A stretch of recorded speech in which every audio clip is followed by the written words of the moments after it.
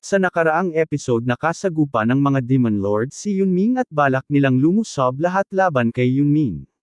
Ngunit bago pa sila makagalaw, hinarang sila ng mismong pinuno. "Huwag ninyong gawin yan," mariing sabi nito. Idinagdag niya na kahit sabay-sabay pa silang sumugod, hindi sila tatagal sa laban. Hindi niya kayang mawala silang lahat sa isang walang saysay na sakripisyo. Sinabi rin ng pinuno na ang tunay na halaga ng sakripisyo ay nasusukat lamang kung may kapalit itong karampatang tagumpay. May matinding determinasyon sa kanyang mga mata nang tignan niya ang lahat ng natitirang miyembro. "Ang kahandaan ninyong mamatay ay hindi sapat. Kailangan ninyong mamatay para makatulong sa akin." At sa utos niya, inatasan niya silang ilabas ang teknik na tinatawag na 5 Stars of the Reverse Blood Demon.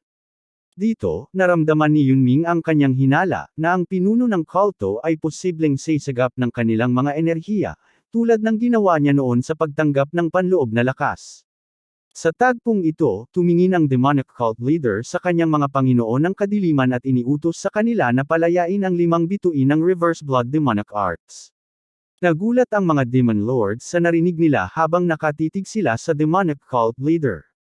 Agad nilang naunawaan ang kahulugan sa likod ng utos na iyon, kapag naabot ng reverse blood demonic arts ang antas na 5 bituin, ang mabangis nitong enerhiya ay magtutulak sa kanila sa kabaliwan, kagaya ng sinapit ng kaliwat kanang demon lords sa nakaraang yugto.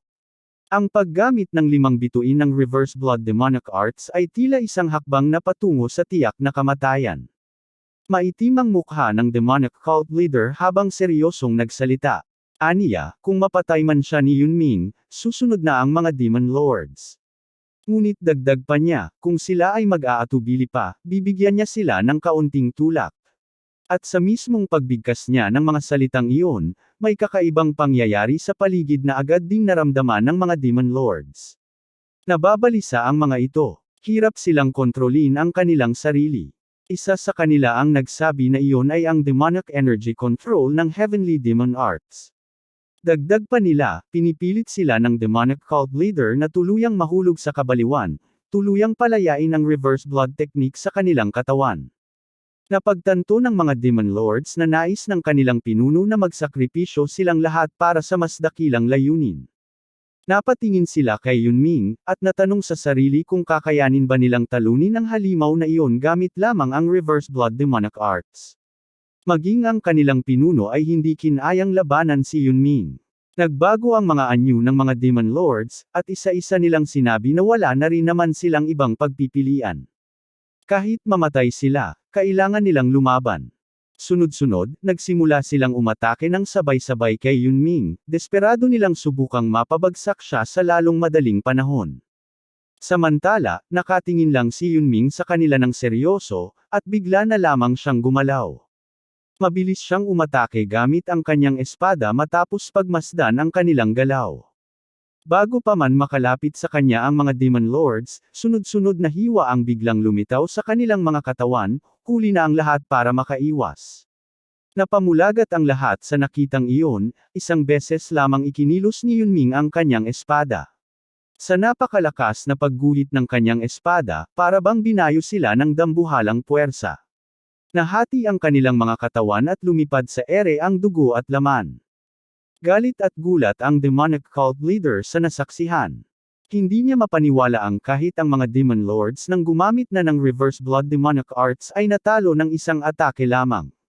Ngunit agad ding bumaba ang tingin niya sa kanyang balikat, at laking gulat niya sa nakita. Walang buhay si Maoy na nakasandal sa kanyang balikat. Hindi nila napansin na nadamay rin pala sila sa atake ni Yunming. Litong-lito ang demonic cult leader. Hindi niya matanggap na napinsala ang Asher Armored Demon, kahit dapat ay hindi ito basta-bastang mabutas ng kahit anong espada. Nag-isip siya, bakit, ang aking demonic energy? Unti-unti niyang na-realize na baka naubos na niya ang lahat ng kanyang internal energy. Hindi na niya kayang panatilihin ang kanyang anyo. Wala siyang masabi sa pagkabigla, lalo pa nang mapansin niyang naputol sa gitna ang kanyang malaking espada, isang hiwa lamang mula kay Yunming. Habang dalawa na lamang silang natitira, biglang nagsalita si Yunming. Aniya, halatang sinusubukan ng demonic cult leader na bumili ng oras para sa isang bagay. Ngunit, tanong niya, sa tingin mo ba may ganong karangyang oras ka pa? Pagkatapos ay agad na umatake si Yunming, handang tapusin ang lahat. May matinding tapang sa kanyang mga mata habang mabilis siyang sumugod. Nasa harap na siya ngayon ng demonic cult leader, handa nang wakasan ang labang ito, habang nakataas ang espada at sabik sa huling hampas. Gayunpaman, nanatiling hindi gumagalaw ang demonic cult leader ng demonyo at bigla na lamang siyang naglabas ng isang kakayahang tinawag na, wide area induction into madness. Mula sa kanya ay lumaganap ang isang napakalakas na aura, at sa isang iglap, naitaboy si Yunming palayo mula sa malapit na lugar. Gulat si Yunming sa kanyang nasaksihan. Aniya, napakalakas ng puwersang tumulak sa akin, meron pa ba siyang natitirang enerhiya sa loob upang magawa ito? Ngunit hindi pa roon nagtapos ang lahat. Napatingala si Yunming at agad niyang napansin ang pagbabagong nagaganap sa itaas. Namangha siya at nalito. Ano na naman ito? Tanong niya sa sarili habang unti-unting tinatakpan ng malaki at pulang kalangitan ang buong paligid. May pag-aalalang nakatingin si Yunming sa kalangitan. Aniya, nagiging pula ang langit sa ilalim ng ulap na parang dugo. Tinanong niya sa sarili kung ito na naman ba ay panibagong panlilinlang ng demonic cult leader, gaya ng puwersang bumangga sa kanya kanina. Naramdaman din niya ang isang kakaibang presensya sa hangin, may kulay pulang enerhiyang dumadaloy sa paligid. Hindi mapakali si Yunming habang pinagmamasdan ang nakikitang kakaibang pangyayari. Nang muling ibaling ang tingin sa paligid, doon niya nakita na may demonic energy na unti-unting hinihigop mula sa mga patay na katawan sa kapaligiran.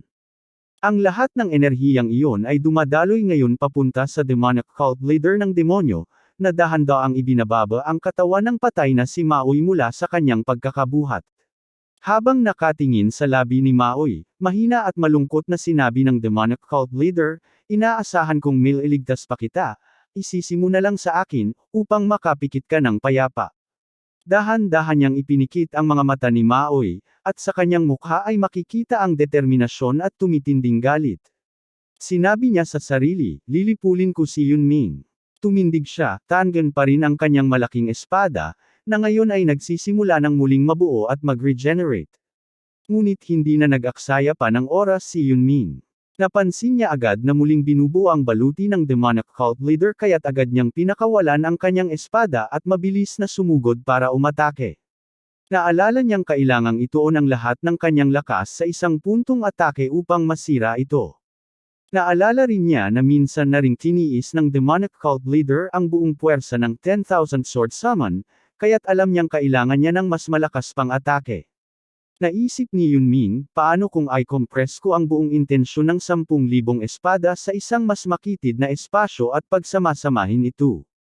At bigla niyang pinakawalan ang kanyang bagong teknik, Sword Summon 10,000 Heavens. Isang kakaibang bersyon nito na tinawag niyang Small 10,000 Heavens, kung saan isang liwanag mula sa espada ang lumitaw na sabay-sabay na bumuo ng libo-libong pag-atake. Ngunit laking gulat ni Yunming nang makita niyang tinanggap ng demonic cult leader ang lahat ng iyon, at nanatiling nakatayo na parang walang nangyari. Napatingin siya sa demonic cult leader at natanong sa sarili, paano niya nalampasan iyon? Anong nangyayari? Mayabang ang tingin ng demonic cult leader habang nakatayo ng buong tikas, hindi man lang nasugatan sa dambuhalang pag-atake. Maya-maya, nagsalita ito. Ipinahayag niyang sa ilalim ng wide area induction into madness, maging buhay man o patay, ang lahat ng demonic energy sa loob ng pulang ulap na iyon ay nababaliw at unti-unting hinihigop papunta sa kanya. Isa raw itong lihim na sining mula sa Heavenly Demon Divine Arts. Patuloy daw na lumalawak ang sakop ng pulang ulap na iyon, sinisipsip ang lahat ng demonic energy ng mga nilalang sa buong Xianjiang. Nanlaki ang mga mata ni Yunming sa kanyang narinig. Ang buong teritoryo ng kulto ng demonyo ay nababalot na ngayon ng pulang ulap. Dagdag pa ng demonic cult leader, ayaw man daw niyang gamitin ang teknik na ito, ngunit wala siyang ibang pagpipilian kung nais niyang mapatay si Yunming. Saka ko na lang tatanggapin ang mga sakripisyo, aniya. May pag-aalalang nakatitig si Yunming habang tanong niya sa demonic cult leader, pati ba ang mga sibilyan, papatayin mo rin? Ngunit ngumiti lang ang demonic cult leader. Ang ganyang pananampalataya ay maaari namang itayo muli, sagot niya. At dahil lang ba sa suot mong righteous, inaakala mong ikaw lang ang may malasakit sa mga tao? Dagdag pa niyang tanong kay Yunming. Habang may kaba sa kanyang mukha, biglang lumitaw si Snakey sa likod ni Yunming at nagsabi, hindi ba't mabuti rin naman kung lahat ng demonic beings ay mamatay? Ngunit agad itong sinagot ni Yunming, kung mga miyembro lang ng Heavenly Demon Divine Cult ang pinapatay, baka hindi ko rin alalahanin. Pero ang problema, dagdag pa niya, ay ang mga taong naninirahan sa tigang na lupain ng Xinjiang, na walang kamalay-malay na sumisipsip ng demonic energy. Akala lang nila'y natututo sila ng simpleng breathing technique para sa kalusugan. Sinabi ni Yunming na matapos maranasan ang epekto ng Piran pills, tuluyan niyang napatunayan ang isang bagay, kahit hindi matuto ng demonic arts, ang patuloy na pagkakalantad sa mga lason ng templo ay nagdudulot ng pag-ipon ng demonic energy sa katawan ng mga tao. Habang iniisip ang mga nasaksihan, napag-isip-isip ni Yunming na kung hahayaan niyang mamatay ang mga taong ito, para niyang inuulit ang nangyari noon kay Aijen. At muling mararamdaman ang panghihinayang sa pagkukulang ng tamang desisyon. Ngunit bilang isang pinuno ng Central Plains, may pananagutan siyang dapat gampanan para sa lahat. Sa mukha ni Yunming ay masisilayan ang matinding determinasyon habang inaalala ang nakaraan. Sa isip niya, hindi siya maaaring manatiling puno ng pagsisisi, kailangan niyang tapusin ang laban bago pa man tuluyang lumawak ang saklaw ng domain. Handang isugol ni Yunming hindi lamang ang dragon scales kundi pati ang kanyang mismong buhay, kung kinakailangan. Ngunit bigla siyang pinigilan ni Snakey. Sinabi nito na hindi na kailangan gawin yon. Napalingon si Yunming kay Snakey at nagtanong kung ano ang ibig niyang sabihin. Tumangala si Snakey at sinabi, batay sa sinabi ni Yunming, kailangan lang naman nilang pigilan ang pagkalat ng ulap, hindi ba? Muling nagtanong si Yunming kung may paraan ba si Snakey. Buong kumpiyansa namang tumingin si Snakey kay Yunming at sinabing kung sorcery ang usapan at hindi martial arts, mas alam niya ito. Dagdag pa niya, hindi niya kayang pabayaan ang isang taong konektado sa kanya sa pamamagitan ng spirit contract. Muling tumingin si Snakey sa mga ulap, at sa kanyang isip ay napagtanto niyang tila nagbago na siya. Marahil, aniya, ay naapektuhan siya ng pagiging malapit sa taong iyon. Ngayon, seryosong lumipad si Snakey patungo sa mga ulap at sinabing kay Yunming na pigilan ang demonic cult leader, dapat itong ilihis sa kanyang direksyon. Siya na raw ang bahala sa teknik na yon. Samantala, laking gulat ng demonic cult leader nang makita si Snakey. Aniya, si Changgak, ang puting ahas. Ito ang orihinal na pangalan ni Snakey. Nagtaka rin ang cult leader kung ano ang iniisip ni Snakey at naglalakas loob itong lapitan ang sorcery sa kalangitan. Ngunit bago pa man niya lubusang maunawaan ang ginagawa ni Snakey, bigla siyang inatake, nasira ang kanyang barrier sa lakas ng hampas. Si Yunming ang umatake, at sinabihan siyang hindi ito dapat tumitingin sa ibang direksyon. Galit na galit ang demonic cult leader at sumigaw ng mga lintik na uod. Samantala, patuloy ang paglapit ni Snakey sa sorcery. Habang papalapit, iniisip niyang base sa laki ng domain, tila sakop pa lamang nito ang Tianshan region. Napagtanto niyang sa ngayon, iisa lamang ang paraan para mapigilan ito. Bilang isang espiritual na nilalang sa gitna ng mga multo at demonyo, pinakawala ni Snakey ang isang makapangyarihang spiritual attack patungo sa sorcery. Sa isip niya, isusugal niya ang lahat ng kanyang spiritual cultivation upang mapawalang bisa ang barrier technique. Habang ipinapatuloy ang atake, napantayan nito ang lakas ng mismong barrier. Nagulantang ang demonic cult leader sa nasasaksihan, unti-unting umatras ang domain. Aniya, hindi maaari, sinusunog ba talaga ni Snakey ang kanyang sariling spiritual level para lang mapigilan ito? Tinawag niya si Snakey na isang siraulong nilalang, isinusuko ang lahat ng pinaghirapang cultivation. Habang sinusuri pa niya ang nangyayari, muling umatake si Yunming, kaya't napilitan siyang salagin ito, bagamat bahagyang nasira ang kanyang espada. Umiti si Yunming at nasabi sa kanyang sarili na tunay ngang maaasahan si Snakey. Dagdag pa niya, kung hindi dahil kay Snakey, baka mas lalo pang naging mahirap ang labang ito. Galit na galit ang demonic cult leader, at napamura habang sinisigaw na pinipigilan ng mga ito ang kanyang muling pagkuha ng demonic energy. Sa kabilang panig, patuloy ang pagbitaw ni Snakey ng makapangyarihang spiritual attack. Sa gitna ng kanyang lakas, naibulong niya sa sarili na kahit siya, nagtataka kung bakit niya ito ginagawa, nakikipaglaban para sa iba, isinusuko ang lahat ng kanyang cultivation. Habang humahampas ng enerhiya, binalikan ni Snakey ang nakaraan. Mula noong araw na iyon, hindi niya inakalang muling magbubukas ang puso niya para sa kahit sino. Pumasok siya sa isang yugto ng emo phase, isang alaala ng pagkawasak ng tiwala, ng sakit na iniwan ng kanyang unang master, si Muyonggek, ang unang ninuno ni Yunming. Naalala ni Snakey ang araw na inilagay siya sa loob ng jar. Ang tingin ni Muyonggek noon sa kanya ay malamig at walang pakiramdam. Umiiyak si Snakey, nagmamakaawa habang sinasabi kay Muyonggek, bakit? Sabi mo ilalabas mo ako kapag tapos na ito. Sabihin mo man lang sa akin kung bakit mo ito ginagawa. Ngunit sa halip na paliwanag, malamig na tugon lamang ang ibinigay ni Muyonggek, nasa panganib daw si Snakey. Habang dahan-daang isinasara ang takip ng jar, hindi man lang nagpakita ng awa si Muyonggek. Ang tanging sinabi nito ay, ito lang ang paraan para mabuhay ka. Bumalik ang eksena sa kasalukuyan. Iniisip ni Snakey na marahil may sinabi pa si Muyonggek bago tuluyang maisara ang jar. Siguro'y karaniwan na namang mga salita tungkol sa pagiging kasangkapan niya. Ngunit sa puso niya ngayon, may malinaw siyang pagkakaiba. Aniya, Muyonggek, hindi man ako tinuring na kaibigan mo, pero ang apo mong si Yunming, hindi ako itinuring na gamit lang. Ginamit man niya ako, ipinakita naman niya ang pasasalamat at respeto. Muling nagkaroon ng matinding determinasyon ang mukha ni Snakey. Hindi raw ito tungkol sa kasunduan ng spirit contract. Hindi rin ito dahil sa itinakdang tadhana. Aniya, ito ay para sa kaibigan ko. Muling pinakawala ni Snakey ang isa pang makapangyarihang spiritual attack. Alam niyang magkakaroon ito ng epekto sa kanya, ngunit hindi siya nag-alinlangan. Sa halip, puno siya ng pasasalamat kay Yunming. Ipinahayag niya na ito'y desisyon na ginawa niya mula sa sarili niyang kalooban. Samantala, isang flashback ang ipinakita, ang oras nang siya ay isinilid sa jar. Umiiyak pa rin siya habang isinasara ito ni Muyonggek. Pakiusap niya, hindi ko hinihinging lubusang kalayaan, basta huwag mo lang akong ikulong dito, Muyonggek. Sa seryosong mukha ni Muyonggek, may biglaang pagsambit, patawad, Changgak, ang puting ahas.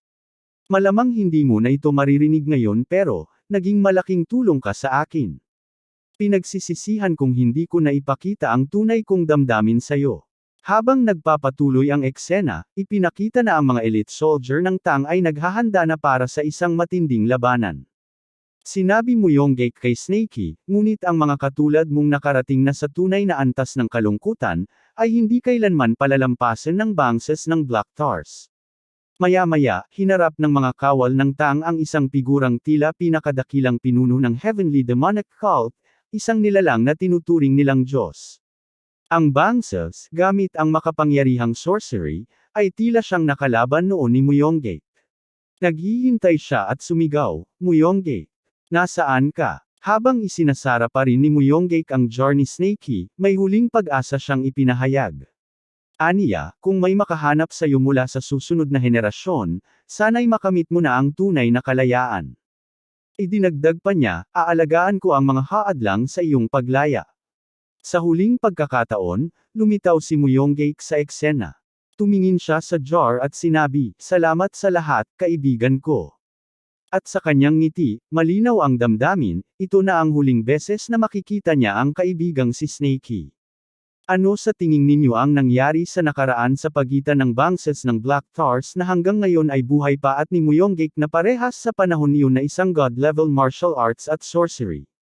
Kabang-abang ang mga susunod na eksena ay comment ang inyong rickshaw at huwag kalimutan i-like at i-share ang ating video dahil matutuwa si Snakey at Yunming sa inyong ginawa. Hahaha.